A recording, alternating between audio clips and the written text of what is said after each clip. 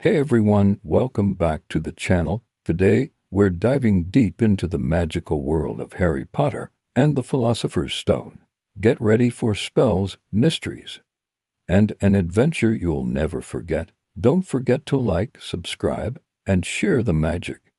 Our story begins with a baby named Harry Potter, left on the doorstep of his only relatives, the Dursleys. They're not exactly warm and friendly. In fact, Harry grows up being treated more like a problem than a person. He sleeps in a tiny cupboard under the stairs, wears his cousin's oversized hand-me-downs, and is always blamed for things he didn't do. But Harry is no ordinary boy. Strange things always seem to happen around him.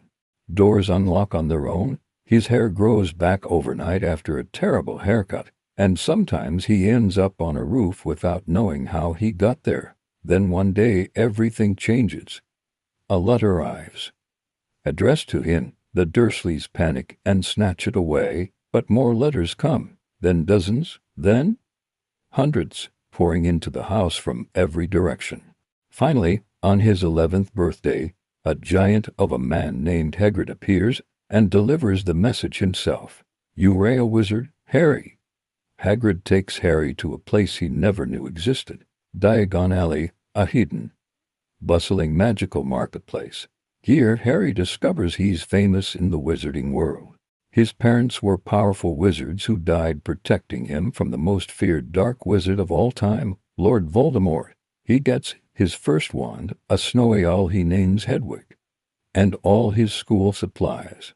Then comes the big moment. Platform 9 3/4 at King's Cross Station. Harry nervously runs straight toward a solid brick wall and finds himself on the other side, standing in front of the magnificent Hogwarts Express. On the train, he meets Ron Weasley, who quickly becomes his best friend, and Hermione Granger, a brilliant, know-it-all witch who turns out to be the smartest in their year. When they arrive at the magnificent Hogwarts castle, all the first-year students are sorted by a magical hat into 4 different houses. Harry, Ron, and Hermione are all placed in Gryffindor, the house of the brave and chivalrous. They begin their magical education learning charms, brewing potions, and even taking flying lessons on broomsticks. They also meet Professor Snape, the potions master, who seems to have a special dislike for Harry from the very first day. During their first flying class, Harry discovers he's a natural on a broomstick. His talent is so impressive that he's recruited to be the seeker for the Gryffindor Quidditch team, making him the youngest player in a century. But not everything at Hogwarts is fun and games. One night, Harry, Ron, and Hermione stumble upon a terrifying secret on a forbidden corridor, a giant, 3-headed dog guarding a trapdoor. The trio soon learns that a legendary magical object, the Philosopher's Stone, might be hidden inside the school. This incredible stone can grant immortality and turn any metal into pure gold.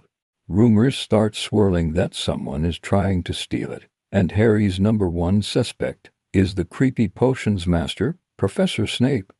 Something dangerous is happening right under their noses, and Harry knows he can't just stand by and watch. He has to do something to stop it. Clue by clue, the trio begins to piece the mystery together. There was a break-in at a high-security wizarding bank vault. A troll was mysteriously let loose inside the school on Halloween. Snape has been acting incredibly suspicious, and their friend Hagrid keeps accidentally revealing top-secret information. Everything points to one thing. Someone is desperate to get their hands on the stone, and they're getting closer and closer to succeeding. Fearing that no one else will act in time, Harry, Ron, and Hermione decide they have to protect it themselves before it's too late. That night, the 3 friends sneak past the enormous 3-headed dog and fall through the trapdoor into a series of Magica challenges. First, they face Devil's Snare, a deadly plant that tries to choke them. Hermione, remembering her herbology lessons, stays calm and uses a spell to save them. Next, they enter a room full of flying keys, Harry, using his incredible Quidditch skills, spots the right one and catches it on his broom. Then they face a giant, life-sized game of wizard chess. Ron, a brilliant chess player, bravely sacrifices his own piece so that Harry can checkmate the king and move forward. Harry continues on alone and finally discovers the shocking truth. It wasn't Snape trying to steal the stone, it was the nervous, stuttering Professor Quirrell, their defense against the dark arts teacher. And as Quirrell unwraps his turban, Harry sees the true villain hidden on the back of his head, the dark wizard Voldemort, still alive but trapped in a weak, ghostly form. Voldemort, speaking through Quirrell, tries to force Harry to give him the stone, but the powerful magic that has protected Harry his whole life, his mother's loving sacrifice, burns Quirrell at the slightest touch. Harry fights back, and the pain is too much for Quirrell to handle. Harry blacks out. He wakes up in the school hospital wing with the wise headmaster, Professor Dumbledore, by his side. Dumbledore explains everything. Harry successfully saved the stone, Voldemort escaped again, and the stone has now been destroyed for safety, but most importantly, Harry proved that he has true courage, a good heart, and loyal friends who would stand by him no matter what. At the end of year feast, Gryffindor wins the House Cup, thanks to the last-minute points awarded for the bravery shown by Harry, Ron, Hermione, and their friend Neville. Harry returns to the Dursleys for the summer, but this time, he's not just a boy in the cupboard.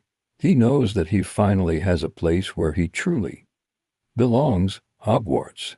Thanks for watching this magical adventure. If you enjoyed this 10-minute retelling of Harry Potter and the Philosopher's Stone, hit that like button, subscribe, and join us for more stories and adventures.